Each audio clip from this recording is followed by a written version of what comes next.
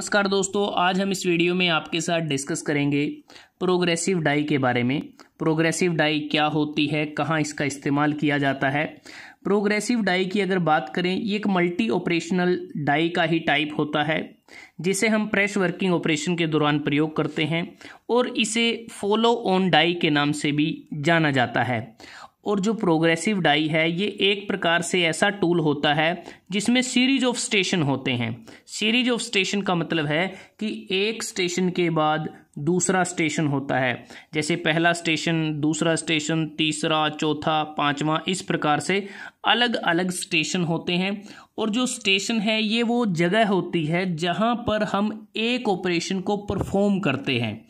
और यहाँ पर अगर हम देखें कि जैसे ये हमारे पास प्रोग्रेसिव डाई है और यहाँ पर ये पहला स्टेशन आ जाता है, जैसे ही वर्क पीस यहाँ आएगा तो इसके द्वारा जो भी ऑपरेशन परफॉर्म करना है वो हो जाएगा। उसके बाद क्या होगा, जैसा आप इस डायग्राम को देखें तो सबसे पहले क्या है कि हम वर्क पीस को लेके आए, उसके बाद हमने इसको बंद कर दिया। यहाँ पर अगर आप देखें क्लोज कर दिया है। क्लोज करने के बाद पहले स्टेशन पर जो कटिंग या पियर्सिंग करनी थी वो हो जाएगी। फिर हमने इसको बंद कर दिया, इसको आगे इंसर्ट किया अगले स्टेशन पर, फिर इसको बंद कर दिया, नीचे की तरफ डाउनवर्ड लेके आए हम रैम को। तो फिर इसको जब लिफ्ट किया तो देखा दूसरा ऑपरेशन परफॉर्म हो गया है। फिर इसको आगे इंसर्ट किया तीसरे स्टेशन के ऊपर, फिर रैम को नीचे की तरफ लेके आए, फिर रैम को ऊपर किया तो देखा यहाँ पर जो ऑपरेशन परफॉर्म होना था वो भी हो गया है। फिर इसको अगले स्टेशन पर ले गए। तो इस प्रकार से सीरीज ऑफ स्टेशन होते हैं प्रोग्रेसिव डाई के अंदर और हर स्टेशन पर अलग अलग ऑपरेशन परफॉर्म किया जाता है साइमल्टेनियसली। और एक ही स्ट्रोक में, जो रैम का एक ही स्ट्रोक होता है, तो उससे क्या है कि हमारा जो ऑपरेशन है वो भी कंप्लीट हो जाता है।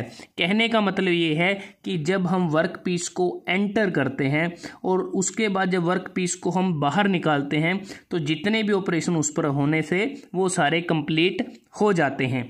तो सबसे पहले अगर हम देखें, ये डायग्राम आपके सामने है, तो यहाँ पर देखें दो ही पंच यहाँ पर आपको नज़र आ रहे हैं। सबसे पहले पियर्सिंग पंच है, दूसरा है ब्लैंकिंग पंच। तो यहाँ पर क्या होगा, जब स्ट्रोक स्ट्रिप या वर्कपीस को लेके आएंगे तो पहले स्ट्रोक में क्या होगा, पियर्सिंग पंच की मदद से वर्कपीस के ऊपर होल बन जाएगा। उसके बाद इस जो हमारे पास ये जो पंच और रैम है इसको ऊपर की तरफ लिफ्ट करेंगे और इस स्ट्रोक स्ट्रिप को हम अगले स्टेशन पर यहाँ पर लेके जाएंगे। तो जिससे क्या होगा कि जो ब्लैंकिंग पंच है उसकी मदद से वो जो हमारा प्रोडक्ट है वो नीचे की तरफ यहाँ पर क्या होगा, विड्रा हो जाएगा। और इससे क्या है कि हमारी जो बेसिक रिक्वायरमेंट थी प्रोडक्ट की वो हमारी कंप्लीट हो जाएगी। और उसके बाद फिर अगले स्टेप में इसको ऊपर उठाएंगे, फिर जो पियर्सिंग होल वाला जो पोर्शन था वो आगे की तरफ आएगा। ब्लैंकिंग पंच से फिर हम पंच को डाउनवर्ड डायरेक्शन में लेके आएंगे, हमारा जो कंपोनेंट है वो हमें मिलता रहेगा। इस प्रकार से इसमें कार्य होता है। लेकिन अगर हम यहाँ पर देखें, इसमें तो हमारे पास दो ही स्टेशन है। पहले स्टेशन पर पियर्सिंग पंच से वर्कपीस में होल किया जाता है, दूसरे स्टेशन पर ब्लैंकिंग पंच की मदद से जो ब्लैंक होता है उसको अलग कर लिया जाता है और बाकी जो स्ट्रिप है उसको आगे की तरफ भेज दिया जाता है। तो हमारा जो प्रोडक्ट है वो नीचे की तरफ यहीं पे ही विड्रा हो जाता है। और जो प्रोग्रेसिव डाइज होती हैं उस पर जो कार्य होता है वो कंपाउंड डाई के मुकाबले काफ़ी फास्ट होता है। और जैसा हमने बात की है कि जब भी हम प्रोग्रेसिव डाई की मदद से कार्य करते हैं तो उस दौरान हमारा जो स्ट्रोक का जो मटेरियल है वो ज़्यादा थिन नहीं होना चाहिए। ज़्यादा थिन नहीं होना चाहिए क्योंकि ज़्यादा थिन अगर नहीं होगा तो उससे हमारा जो पायलट है, अगर आप यहाँ पे देखें ब्लैंकिंग पंच के नीचे पायलट लगा है, तो ये जो पायलट है इसकी कन्वीनियंटली मूवमेंट होगी स्ट्रिप में। और स्ट्रोक का जो मटेरियल है वो ज़्यादा थिक भी नहीं होना चाहिए, ज़्यादा थिक नहीं होगा जिससे क्या है कि स्ट्रोक को स्ट्रेट करने की हमें ज़रूरत नहीं होगी। अगर ज़्यादा थिक है तो स्ट्रोक को स्ट्रेट करने में दिक्कत आ सकती है। और जो प्रोग्रेसिव डाइज हैं इसकी मदद से हम कंप्लीट पार्ट प्रोड्यूस कर सकते हैं बिना किसी सेकेंडरी ऑपरेशन के।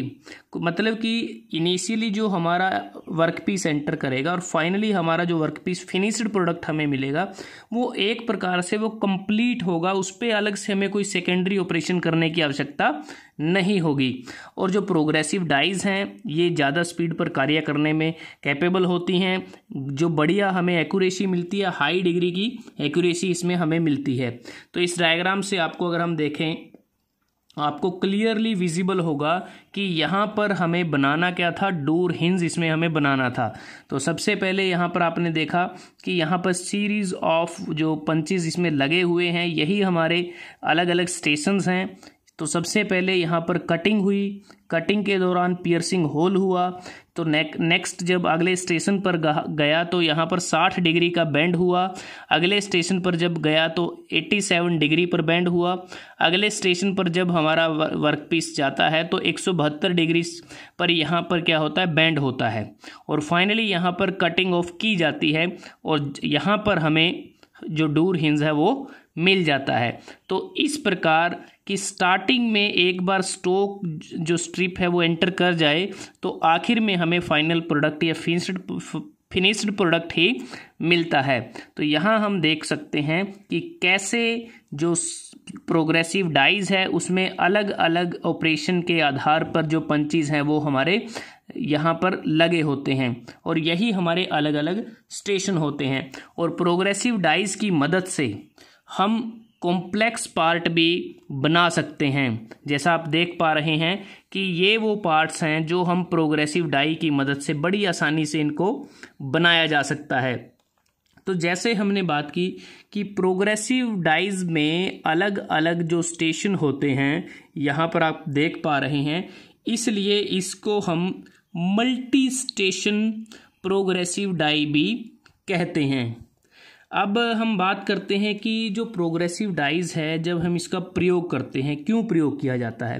प्रोग्रेसिव डाइज का प्रयोग जब हमें लार्ज नंबर में प्रोडक्शन करनी होती है, मास प्रोडक्शन करनी होती है किसी कंपोनेंट की, तब प्रोग्रेसिव डाई का इस्तेमाल किया जाता है। क्योंकि इसमें क्या है कि काफ़ी फास्ट प्रोसेसिंग होती है और एक प्रकार से जो हैंडलिंग जो कॉस्ट है वो हमारी बच जाती है, क्योंकि इसमें हमें जो वर्क पीस है उसको हैंडल करने की आवश्यकता नहीं है कि और यहाँ पर क्या है कि एक स्टेशन से दूसरे स्टेशन पर अलग अलग ऑपरेशन परफॉर्म होते जाते हैं और फाइनली हमें हमारा जो फाइनल प्रोडक्ट है वो मिल जाता है। तो दोस्तों आज हमने इस वीडियो में आपके साथ डिस्कस किया प्रोग्रेसिव डाइज के बारे में, जिसमें क्या है कि हम अलग अलग स्पेसिफाइड स्टेशन पर हमारा जो वर्क पीस है वो जाता है, अलग अलग ऑपरेशन को परफॉर्म करते हैं और एक ही स्ट्रोक में हमारा जो ऑपरेशन है वो कंप्लीट हो जाता है। शुरुआती स्ट्रोक हमारे ज़रूर कंसीडर होते हैं, उसके बाद तो प्रत्येक स्ट्रोक के बाद हमें हमारा वर्क पीस कंप्लीट फॉर्म में मिल जाता है। तो अगर आपको वीडियो अच्छा लगा आप इसको लाइक कर सकते हैं, शेयर कर सकते हैं अपने दोस्तों के साथ, स्टूडेंट्स के साथ, और जल्दी हाजिर होते हैं एक नए वीडियो के साथ। तब तक के लिए धन्यवाद। आपका दिन शुभ रहे।